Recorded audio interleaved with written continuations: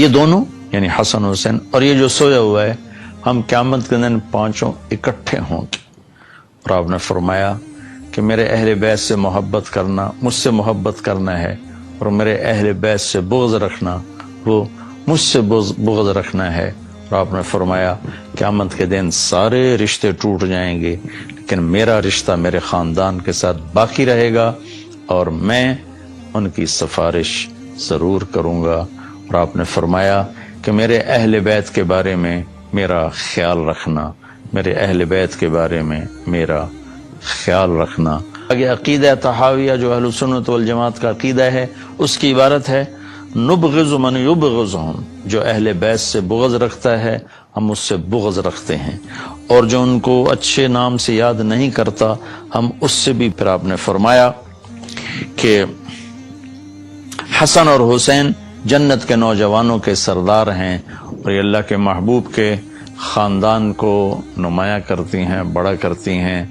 اور آپ نے فرمایا یا اللہ میں حسن حسین سے پیار کرتا ہوں، تو بھی ان سے پیار فرما، اور یا اللہ جو ان سے پیار کریں ان سے بھی پیار فرما، اور جو ان سے بغض رکھیں ان سے بغض رکھ، جو ان سے پیار کریں ان سے پیار کر۔ اہل بیت سے محبت نہ کرنا یہ نفاق ہے، منافقت ہے، کفر ہے۔ اہل بیت سے پیار کرنا ایمان ہے، ایمان کا کمال ہے، ایمان کا کمال ہے۔ جس گھر میں اللہ نے اپنے حبیب کو پیدا کیا، جس نبی کی گود میں ان کی اولاد پروان چڑھی، اگر ہم ان سے بغض رکھیں گے تو ہمارا ایمان کہاں چلا گیا؟ نہ ایمان ہے نہ ایمان رہے گا۔ ان کی محبت ہی اصل ایمان ہے، ان کی محبت ہی اصل ایمان ہے۔ ایک روایت یاد ہے کہ میرے نبی نے فرمایا جس نے میری اولاد میں سے کسی کے ساتھ اچھا سلوک کیا اور میری اولاد کا کوئی فرد اس احسان کا بدلہ نہ دے سکا، غربت کی وجہ سے یا کسی اور وجہ سے، تو قیامت کے دن میں اس کی طرف سے اپنے اس امتی کو اس احسان کا بدلہ دوں گا جو میری اولاد میں نہ دے سکا۔ اس پر میں ایک واقعہ سنا دیتا ہوں۔ یہ ابن جوزی رحمۃ اللہ علیہ جیسے محدث نے اس واقعے کو نقل کیا ہے اپنی کتاب البر والصلہ میں، کہ ہرات میں ایک سادات فیملی تھی۔ وہ خاتون جوانی میں بیوہ ہو گئیں، بچیاں تھیں، تنگ دستی آئی تو انہوں نے سمرقند کی طرف ہجرت فرما لی، رزق کی معاش کی تلاش میں۔ وہاں پہنچی تو پوچھا کوئی یہاں سردار، کوئی سخی، چونکہ نووارد تھیں تو لوگوں نے بتایا کہ ایک تو یہاں مسلمان بڑا سردار ہے اور پورے علاقے کا رئیس ہے، اور ایک یہاں آگ کا پجاری آتش پرست ہے، وہ بھی بڑا رئیس، بڑا سخی مالدار ہے۔ تو انہوں نے سوچا کہ میں غیر مسلم کے پاس کیوں جاؤں۔ وہ مسلمان کے پاس گئیں اور اس سے فرمایا کہ میں آل رسول ہوں، پردیسن ہوں، میری بچیاں ہیں، مجھے ٹھکانہ بھی چاہیے، کھانا بھی چاہیے۔ وہ سردار کہنے لگے تیرے پاس کوئی، عام طور پر جو اہل البیت ہے ان کے پاس لکھا ہوا نسب نامہ ہوتا ہے، میں نے کئی گھرانوں میں ماشاءاللہ دیکھا اللہ کے رسول تک ان کے سارے آبا کے نام لکھے ہوئے۔ تو کہا تیرے پاس کوئی سند ہے؟ اس نے کہا بھائی میں تو پردیسی ہوں، غربت کی ماری میں کہاں سے سند دکھاؤں۔ تو وہ کہنے لگا یہاں تو پھر ہر دوسرا آدمی کہتا ہے میں سید ہوں، آل رسول ہوں۔ تو اس نے کوئی اچھا جواب نہیں دیا۔ تو وہ وہاں سے آئیں اور اس آتش پرست کے پاس گئیں، وہ جو آگ کا پجاری تھا، اور اپنا تعارف کروایا۔ اس نے فوراً اپنی بیگم کو ساتھ بھیجا اور کہا کہ جاؤ ان کی بچیوں کو لے کر آؤ۔ جاؤ، انہوں نے کہیں ٹھہرایا ہوا تھا، ان کو لے کر آئے، سرد رات تھی، ان کو کھانا کھلایا، سلا دیا۔ رات کو مسلمان سردار نے خواب دیکھا کہ اللہ تعالیٰ کے محبوب صلی اللہ علیہ وسلم جنت میں ایک خوبصورت سونے کا محل ہے، اس کے دروازے پر کھڑے ہیں۔ یہ عرض کرتا ہے یا رسول اللہ یہ محل کس کا ہے؟ تو آپ نے فرمایا یہ ایک مسلمان کا ہے۔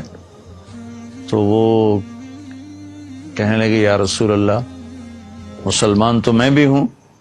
تو آپ نے فرمایا اپنے اسلام پر کوئی دلیل پیش کر، کوئی ثبوت پیش کر۔ تو وہ کانپ گئے.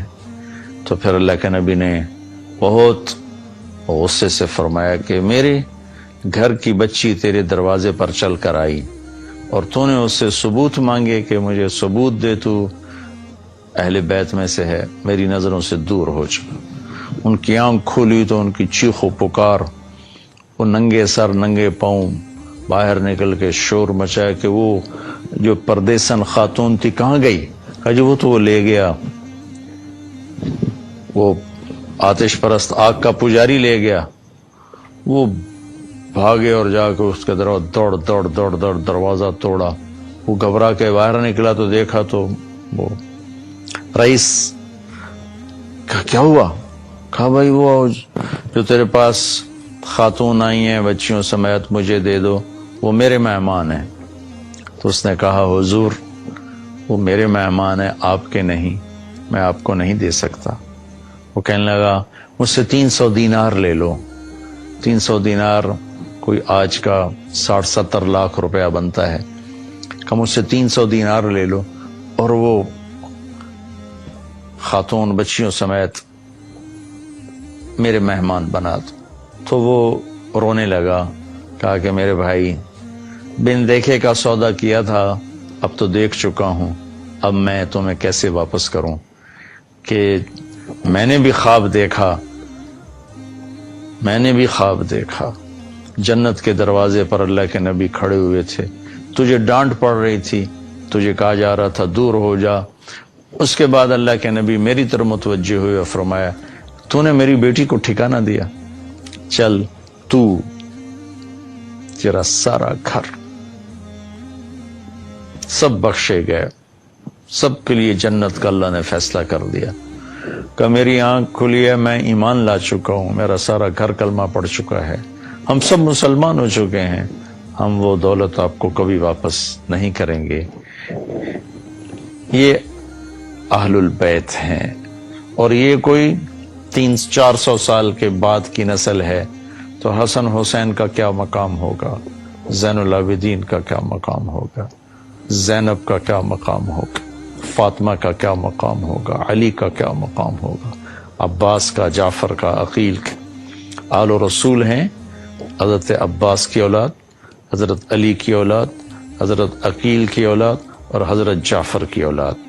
ان 4 حضرات کی اولاد کو آل رسول کہا جاتا ہے. اور پھر اس میں سب سے عالی شان ہیں جن کا سلسلہ حضرت حسن حسین یعنی حضرت فاطمہ سے چلا. حضرت علی رضی اللہ تعالیٰ عنہ کے حضرت فاطمہ کے بعد آپ نے 7 شادیاں اور کی، ان سے بھی آپ کی اولاد ہے، وہ بھی اہل البیت ہیں چونکہ حضرت علی کی اولاد ہیں، ان پہ بھی صدقہ حرام ہے. لیکن جو مقام حسن حسین کو حاصل ہے جناب فاطمہ